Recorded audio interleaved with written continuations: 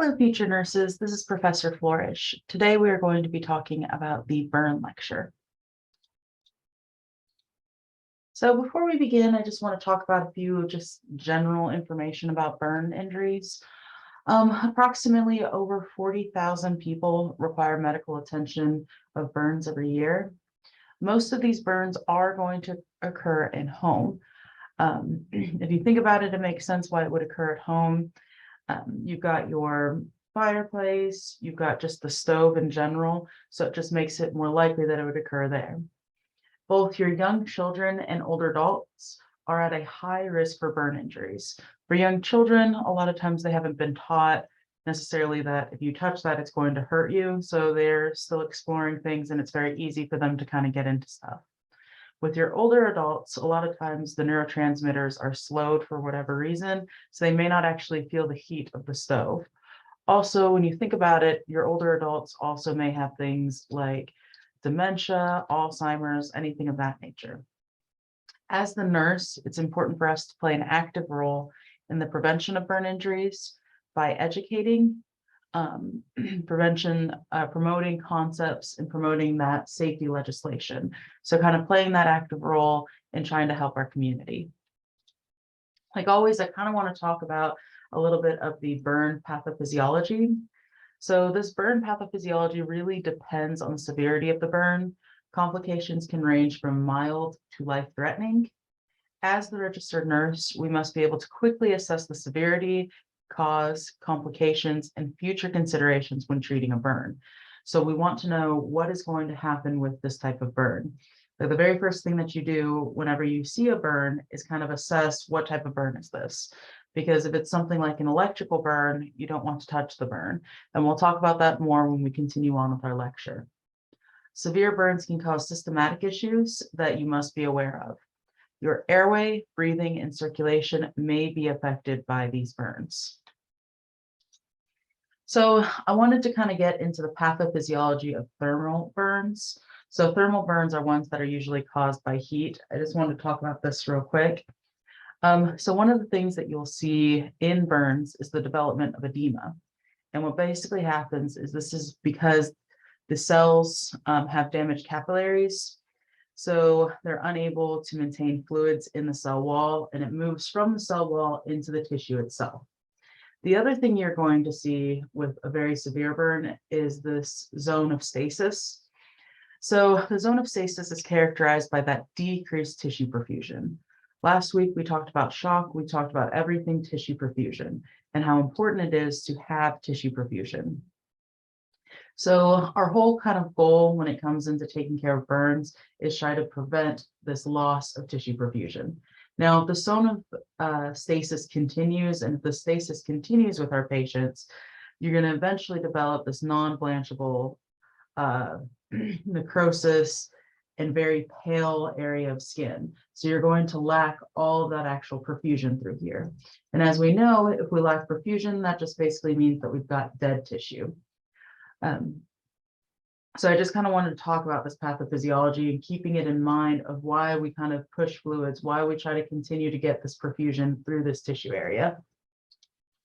Now we've got different classifications of burns. You've got first-degree burns, second-degree burns, third-degree burns, which are also called full-thickness burns, and fourth-degree burns.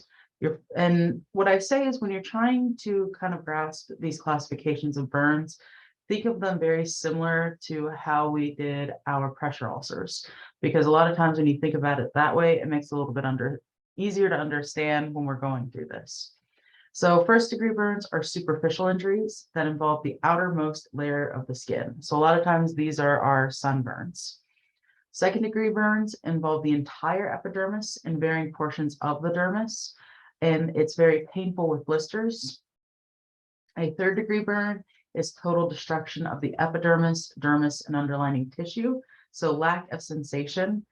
And fourth-degree burn involves deep tissue, muscle, and bones. So one of the things to kind of pay attention to when you're thinking about this classification of burns is that lack of sensation. When a patient stops feeling pain when it comes to a burn, that's a bad sign, because that means that the burn is worse. That means we're moving into like a major Like if there's a lot of damage to the patient, it's getting worse for them. Your first degree burn are superficial. Like I said, they involve the dermis only. Redden but bleaches to pressure, minimal edema, no blistering. Because if you remember with that edema, it's basically all that fluid moving into the tissue space. Usually complete recovery in a few days. This can be things like sunburns, scalds, exposure to steam. And what you want to do is encourage your patient to consume large volumes of fluid. So if they've got something like this sunburn here, you just want to make sure that they're drinking enough fluids, that they're not losing fluid. I like this picture down here because it kind of shows the different degrees of burns. You've got first degree, and it's here just on the epidermis. Second degree, it's moving from the epidermis to the dermis, and you can see where it's hitting these nerve endings. So that's why it's going to be painful. By the time it's gotten to the third degree burn, it's completely destroyed the nerve endings. It's gotten into the fat section here. And since all of this is gone, they're no longer feeling pain. Your second degree burns penetrates to the dermis. So like I said, with this little example here, as we've moved past the epidermis, we are in the dermis, so they're going to feel more pain with these ones. It blisters a molten red base, may or may not blanch to pressure, and it's got a lot of edema. So these can be things like scalds, your flash flame, severe sunburns. And dependent on the area of burn, it may require graft. So depending on where the second degree burn is, then it may require them to actually take part of their tissue from somewhere else and put it on their hand or wherever it is that they had that burn. Third degree burns, as you can tell, things are getting progressively worse. And here again, we can kind of see the zone of stasis here, where now we're getting this like white area through here, this very, very pale area that's not getting perfusion. It penetrates the subcutaneous layer. It can be systematic, life-threatening issues.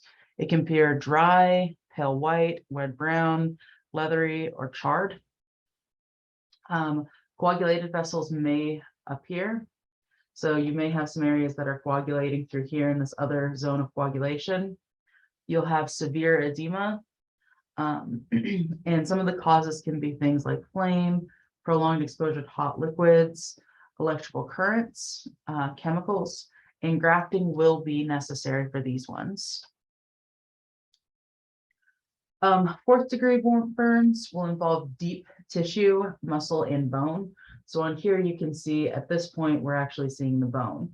So everything's pretty much affected. My burn's gotten so bad that it's moved past the fat tissue all the way to the muscle and bone. So fourth degree burns are always life-threatening, considerable hemolysis. So there can be a lot of destruction there. They'll appear charred.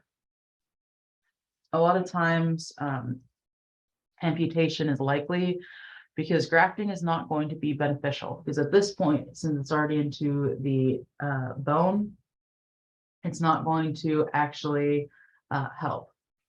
Some of the ways you can get a fourth degree burn would be things like prolonged exposure to a flame or high voltage electrical injury. So with that high voltage electrical injury, what will usually happen with it is they've got like a entrance and exit zone, and you want to see where it entered and where it left.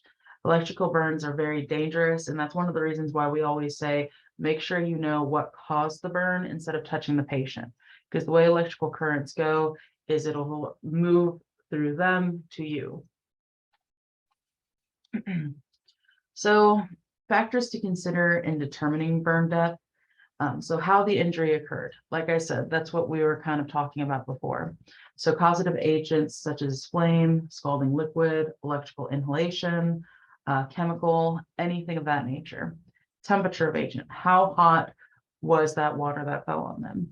Duration of contact with the agent. Were they dealing with this for a prolonged amount of time? And then thickness of the skin at the injury. So there's some areas of your body that have a thicker skin than others. And just in general, some people have thicker skin than other people. Like a full-grown adult or a young adult would have a very different reaction than a pediatric patient or a child would to being burned.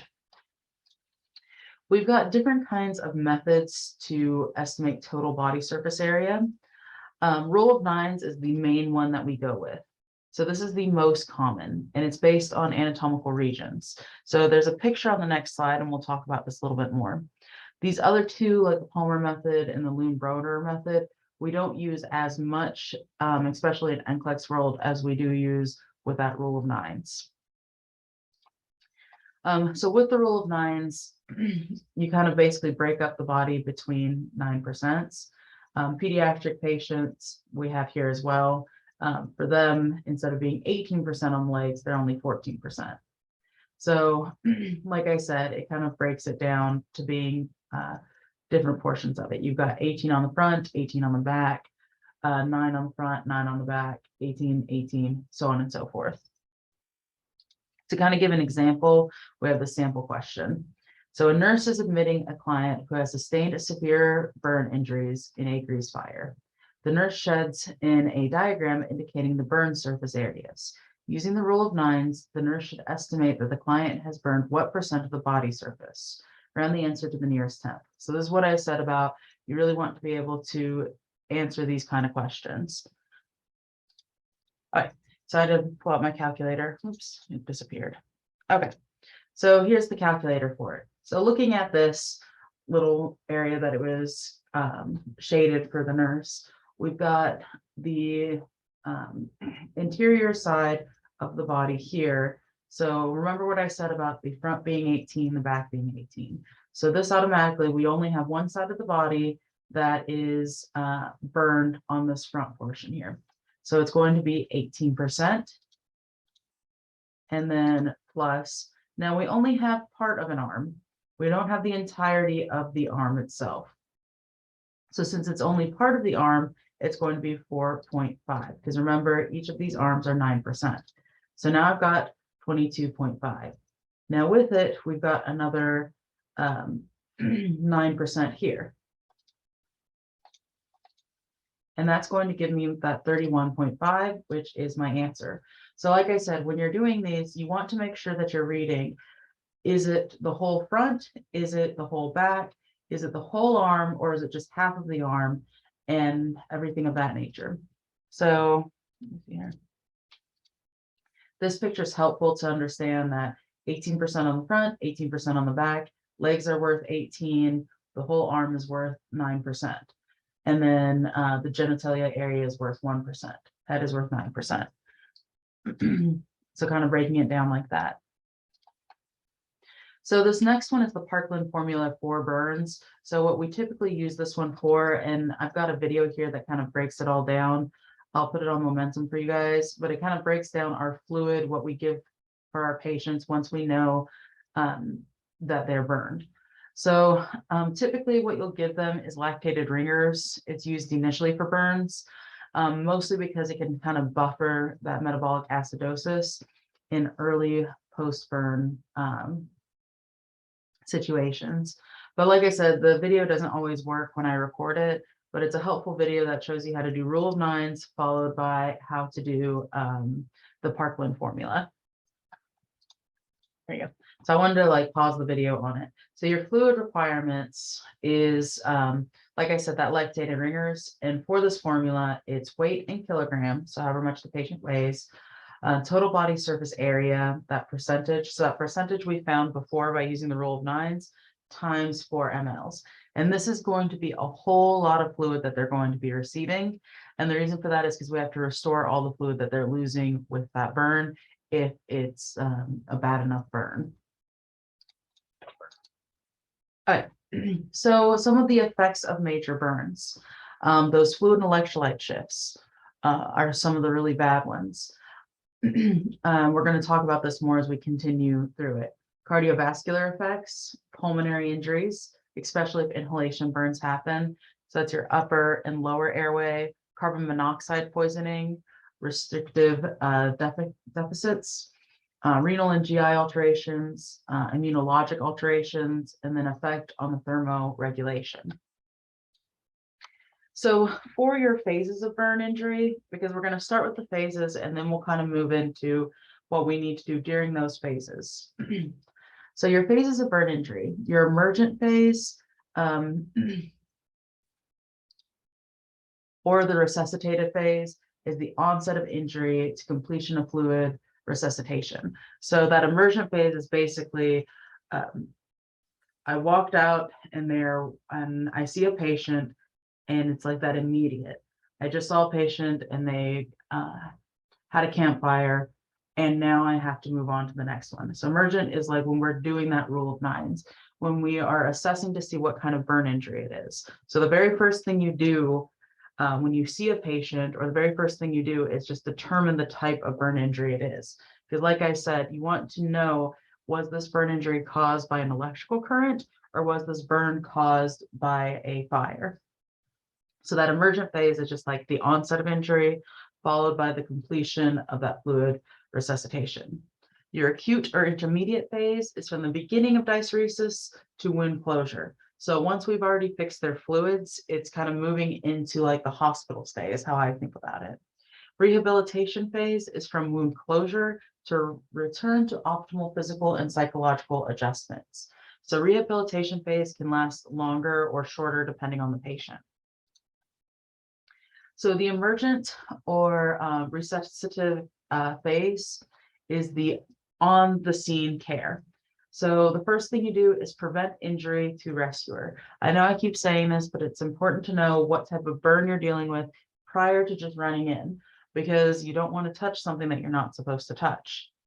You want to stop the injury. So things like extinguish your flames, cool the burn, irrigate chemical burns, and know what your chemicals are. If you do not know what kind of chemical you're using, don't just pour water on it, because some can have worse chemical reactions and you can actually make it a worse burn.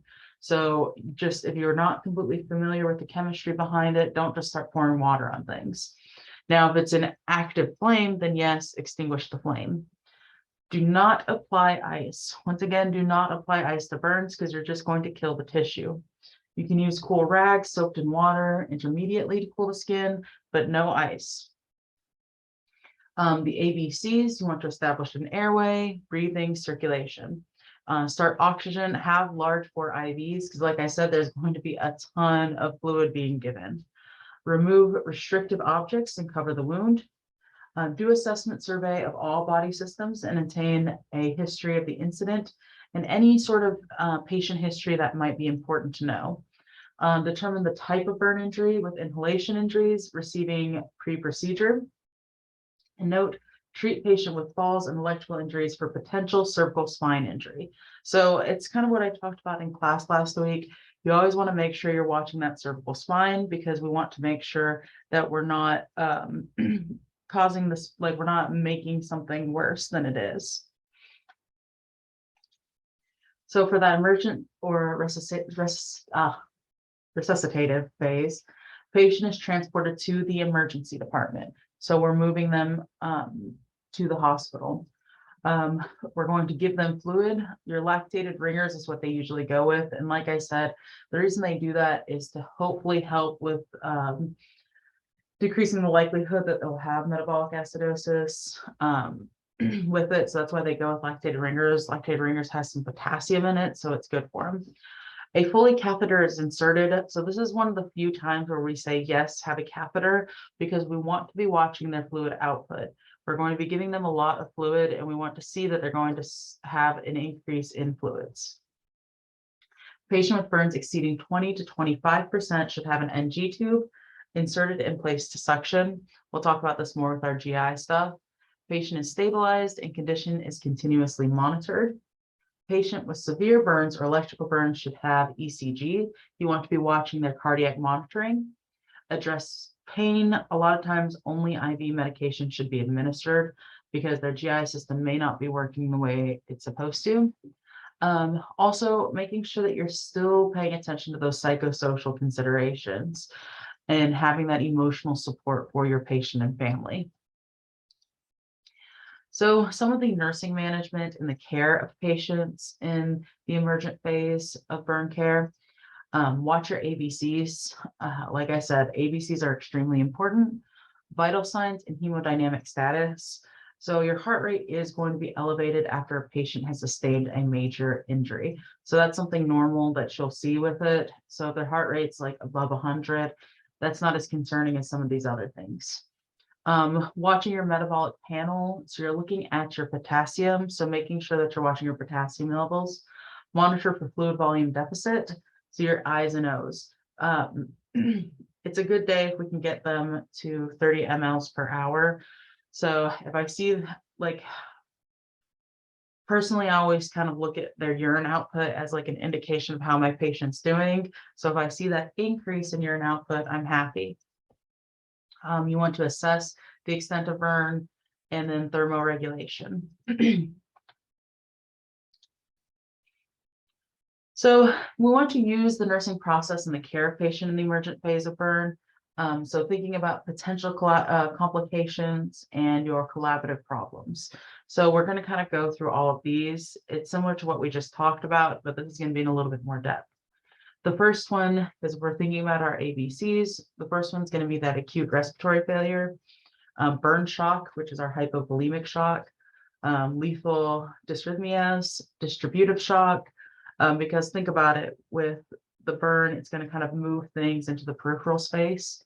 Our acute kidney injury, our compartment syndrome, our thermoregulation, and our paralytic ileus. So acute respiratory failure. So it's highly prevalent with our inhalation burns. So if you know it's an inhalation burn, like if you see that your patient has missing nose hairs or they look very scorched, then that's something that would indicate that it may be an inhalation burn. Airway. Stridor is ominous. So the same thing that we kind of talked about a while back. If I start hearing that stridor, then I know that that is not a good sign. If there's an NCLEX question and it uses the term stridor, it's kind of letting you know that this is an ominous sign. You want to monitor for that soot, singed nasal hairs, hoarseness, burns of the face, neck, and chest, because those can all indicate airway problems. So when we're triaging or when we are trying to see which patient we want to see first, if we see things like stridor, like I said, or that singed nasal hair, it's going to put them higher on the list. Breathing, inhalation injuries, injury to the alveoli. So if they breathe in a lot of that smoke and it's damaged the alveoli, this can result in pulmonary edema, bronchial edema, and secretions. So it can eventually result in heart failure because the oxygenation isn't working appropriately. And it can require this deep suctioning to try to get some of that out so they can open up their airways. Atelectasis can also occur, which we talked about that in class last week very briefly about the two different types of lung collapse. Atelectasis, let me put you on pause and show you a picture real quick. Okay, so on this atelectasis, what you can see is another type of like collapsed lung here where they're not completely opening up because, and you can also see it on these x-rays here of it, because I kind of like looking at the x-rays too, because it kind of pushes upwards, because what's happening is my alveoli are closing up, but they're not opening, so I'm not getting that kind of good respirations. The alveoli have just closed up on me. So for a patient experiencing it, it can be kind of painful for them to actually open it up. So with our burn patients, what's going to happen is they're unable to open up because of that inhalation damaging those alveoli, where the alveoli aren't pushing, I guess. You want to assess for restlessness, confusion, dyspnea, so any of that difficulty breathing. Pulse, you want to check your pulse ox. So looking at your ABGs and your chest x-rays, you might have to prepare for intubation and provide humidified oxygen, because dry oxygen can end up drying up the nares. So that's why you want that humidified one.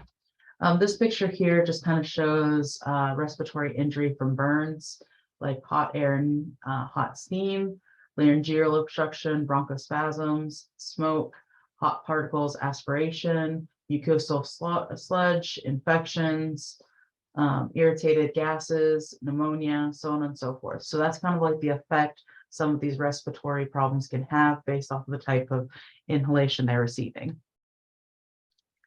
I just wanted to kind of do a quick refresher on some of your hematology basics, just because when we talk about the hypovolemic shock and when we talk about our H&H, I just kind of want to understand why these two things aren't going up or down with each other. So your blood, it's got a fluid portion of blood as well as a blood cell portion.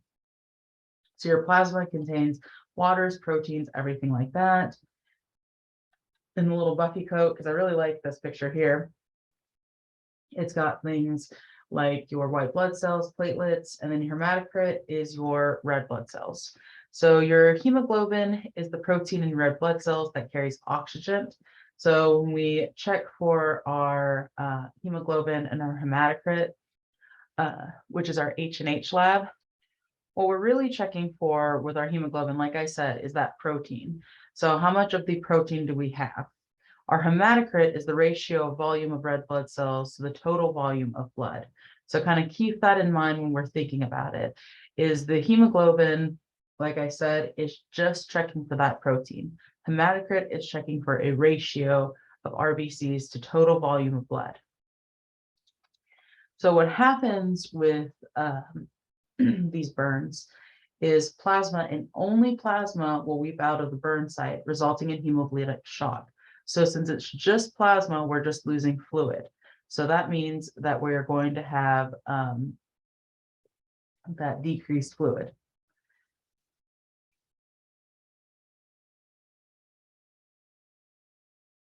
So since only the plasma increase, or sorry, we're going to then give fluid to obtain blood pressure in that low to normal range. Greatest volume of leakage will occur within the first 24 to 36 hours, and it typically peaks in about 8 hours. So since we're giving back fluid, only the plasma is going to increase. We're not increasing the red blood cells because we didn't give a blood transfusion, we only gave fluid. So since that's the case, we're going to kind of, in our burn patients, we're going to see that decreased hemoglobin, because hemoglobin is just that protein in your red blood cells, while your hematocrit is going to be unusually high. Because remember, your hematocrit, let me go back to this one. Your hematocrit is that ratio of volume of red blood cells to the total volume of blood. So it's more of a ratio than it is actually looking at the proteins. So you just kind of want to keep that in mind when you're looking at your labs. The next thing that will happen with it is these lethal dysrhythmias, so hyperkalemia. So like we said before, that massive cell destruction is going to cause a release of potassium into the bloodstream. So when you're thinking about this and you're studying for both this and oncology, just kind of think about where potassium lives in the cell. And when you think about that tumor lysis problem, or you think about this, where we're having a lot of cell breakdown and we're breaking cell, we're releasing potassium into the bloodstream. So that's why you're going to see hyperkalemia. So what you want to do is place the patient on an ECG to monitor for those peak T waves or for chest pain. Hypokalemia may occur later. So when the patient starts getting a little bit better, we want to see them go into a normal set of potassium, but sometimes they can go all the way to hypokalemia. So a decrease in potassium is good. You just don't want them to go too low. And you also want to monitor your sodium levels. The other thing that can occur is your distributive shock. So due to the change in capillary permeability, fluids will severely third space. So they're moving to places they shouldn't be, which can cause that relative hypovolemia and compressed tissue perfusion. So if we remember, distributive shock is basically where my fluids aren't where they should be, and I've kind of got this decreased tissue perfusion. So with them, you want to monitor blood pressure, urine output, pulse, your creatinine, and then once again, that aggressive fluid administration with lactated ringers. The other thing that can occur is your acute kidney injury. So what happens is your myoglobin will reach the bloodstream and cause kidney damage. So So your myoglobin, the reason that it is high, or why it's getting broken down, is because of this like breakdown of tissue, or I'm sorry, breakdown of muscles. When you get that broken down, they've got a big release of myoglobin, which is very hard for the kidneys to kind of break down, which is going to cause that kidney damage. So things you want to monitor are things like your urine output, your creatinine, and your bun. So things that you'll see are things like that lower GFR, decreased creatinine clearance. So this is actually clearing through the creatinine, but elevated creatinine, and decreased urine output. So you want to do frequent urinary analysis.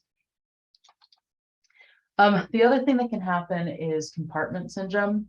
So what happens is this rigid burn eschar does not expand as tissue fluid swells. It accumulates, causing this compression of the extremity. So this extrinsic compression of the extremity makes it very, very tight through here. Usually this will require them to go to surgery to relieve that constriction. So with that, you want to assess your distal pulses, your capillary refill, Doppler if needed. You do not apply blood pressure cuff to the affected side, because once again, you're going to make this compartment syndrome worse. And we'll talk more about compartment syndrome when we get into the musculoskeletal syndrome, or the musculoskeletal system. But it's one of those things that what's basically happening is it's becoming very, very tight through here. So it's actually kind of making it so the patient is losing that distal pulse. And you want to make sure that you're assessing it. That's why your neuromuscular assessments are very important in your burn patients. So checking if they've got a distal pulse. Are they able to feel sensation in their fingers? With it, you want to elevate your burn extremities. And if you lose a pulse, you immediately report it to the provider.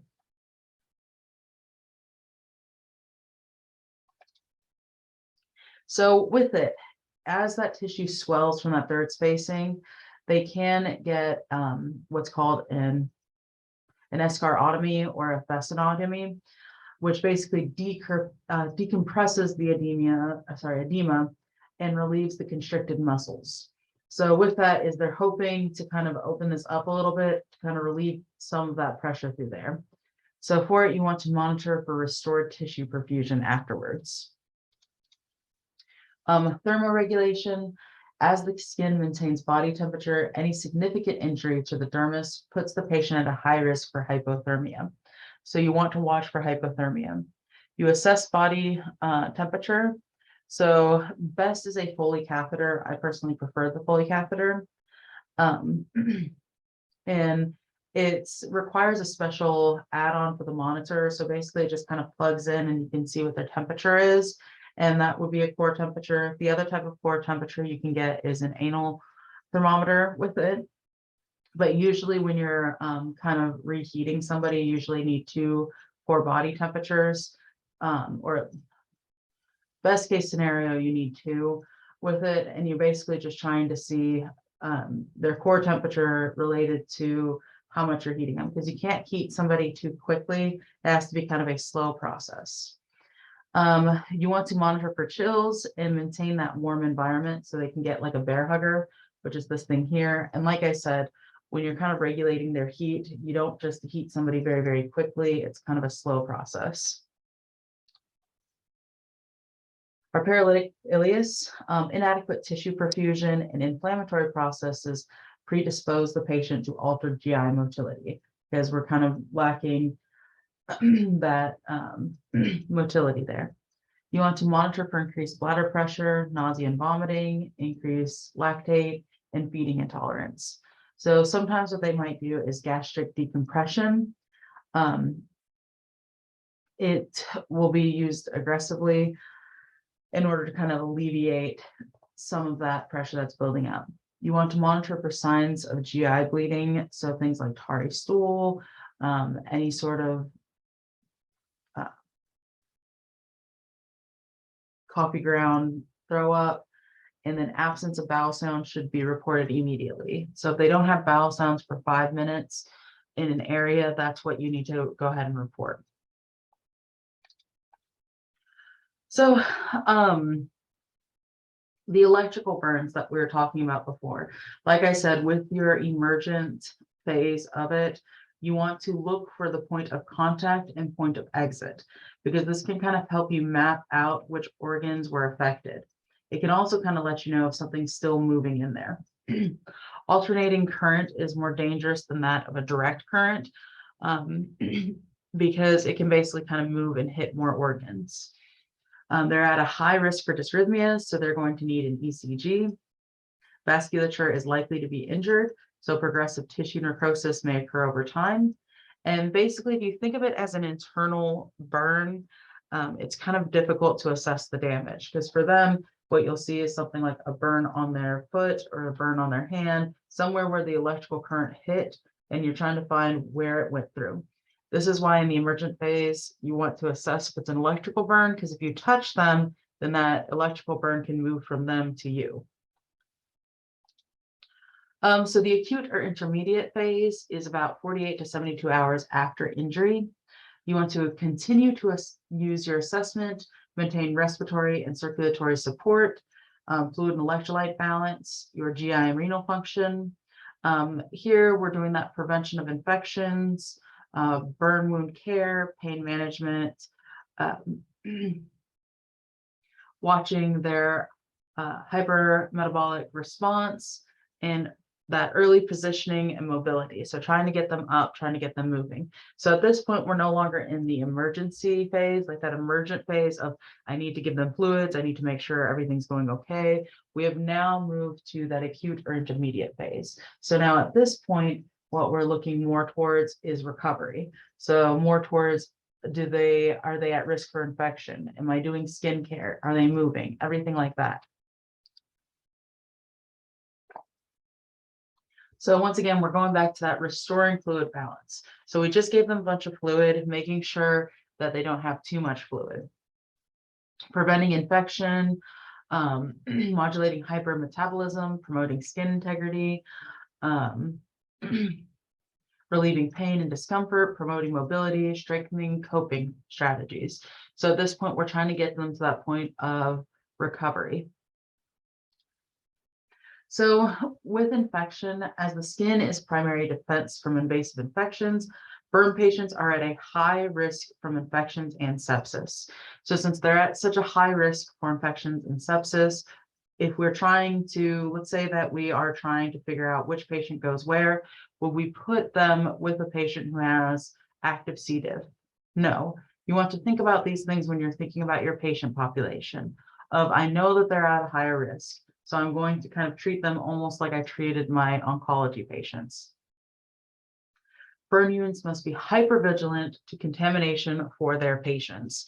So burn units are very protective of their patients, making sure that they're not contaminating anything. Systematic and topical antibiotics may be used. Hypervigilant barrier techniques. An almost constant covering of the wound with dry, clean dressings. And there's actually like special dressings that people will use for them so it doesn't rip off the skin. So some of the topical medications used are things like the silver-based medications and methadone acetate. So your silver medications do not penetrate eschar, so that's kind of unfortunate for them. Now with it, you do want to make sure that you're watching your patient's sodium levels because it can cause hyponatremia, and you also want to watch your potassium levels. So watch your electrolytes, so monitor your BMPs. It can also cause hypotonicity, so watch your daily weight because hypotonicity is that loss of muscle tone, so you want to do daily weights with them, and just making sure that you're changing these dressings every 2 hours, depending on what's going on with your patient. But a lot of times it's like that every 2 hours, making sure to saturate it with the Silverdene when they go through. Methadone acetate may cause acidosis, and that one does penetrate the eschar, and it's a lot more painful than the Silverdene. Wound care, you apply topical ointment, apply dry dressing. So basically what you want to do is wrap each digit individually and kind of going from that distal to proximal. So with it, since dressings may adhere to the wound and cause pain, just kind of be nice to your patient, using things like sterile water to moisten it before you just rip it off, and making sure you are changing the dressings pretty frequently. Occlusive dressings may be used in a skin graft. So with it, the occlusive dressing is a little bit different than this burn dressing. Hydrotherapy, warm running water continuously washes away dead skin. This can also be used in traumas. Make sure that you pre-medicate your patients before they do hydrotherapy, and it can assist in this range of motions. Now with it, whether it's like this hydrotherapy or even this medication that penetrates the eschar, what they do is they kind of want to get rid of the burned tissue to promote bleeding, or sorry, to promote healing. Because the burn tissue itself isn't going to, like that dead burn tissue isn't going to actually have perfusion. So they're trying to get rid of that in order to kind of promote healing. So contractures, as massive scarring takes place, shrinkage will occur through the collagen. So with these, to prevent contractures, you do want the patient to continuously move their hands. They do have compression therapy to prevent scarring formation and loosen the collagen bondings. So it's like almost like a little glove that can kind of compresses it, but they still have to continuously move that. Gentle massages with a moisturizer can also help them, but it's mostly just making sure that they're moving it. Grafting, often done quickly to decrease the risk of infection, prevent further loss of protein, fluid, and electrolytes, helps prevent contractures. Autografts is skin taken from the patient is preferred. So having this allograft, autograft, it can help with the patient. It may be cultured and grown in the lab if needed. And with it, if you take skin from the patient, there's no chance of rejection. So that's the good thing, is that they might take a small portion of the leg and put it on the hand. Homografts from cadavers and xenografts, so things like from pigs, may be used temporarily, but you do want to monitor for that rejection. Hypermetabolism, burns produce profound metabolic abnormalities, which can be fueled by that exaggerated stress response. Patients become hypermetabolic and hypercatabolic, quickly exhausting the body's energy reserves and placing stress upon the cardiopulmonary system. So just kind of watching out for this. Nutrient must be started early and may require peritoneal nutrition. So you want to emphasize on the carbohydrates and proteins. So with it, since they're basically in this hypermetabolism state, they're kind of breaking down their foods very, very quickly. So for them, you're going to increase their calories quite a bit. Anabolic steroids and beta blockers may be used in order to help with this. Your rehabilitation phase is begun as early as possible in the emergent phase.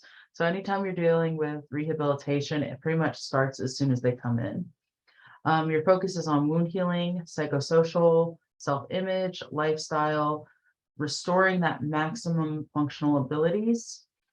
They may need reconstructive surgery, depending on how bad it is. And kind of getting them in those support groups. Support groups can be very helpful for your patient. Pain management, burn pain has been described as one of the most severe forms of acute pain. It can be very, very painful. Pain accompanies care and treatments such as wound cleaning and dressing changes. So making sure that you're pre-medicating. So we've got different types of burn pain. You've got background or resting, pre-procedural, and breakthrough pain. Your background or resting is basically just like your baseline medication. So that can be titrated. That's just I always feel like a constant throbbing on my hand or anything of that nature. Pre-procedural, let's be nice to our patient. Let's give them something before we just rip off a bunch of bandages. Breakthrough pain is use your PRN medications. So when all of a sudden they've got that big spike of pain, just giving them something. Analgesics, IV use during emergent and acute phases, things like your morphine, fentanyl, anything of that nature. Anxiety, trying to control their anxiety, whether it's through medication, guided imagery, or just kind of being there for them. Making sure they're getting enough sleep. And then your non-pharmaceutical measures. Head of bed if they're having difficulty breathing, anything of that nature. And that should be everything. Like I always say, just let me know if you've got any questions. Thank you.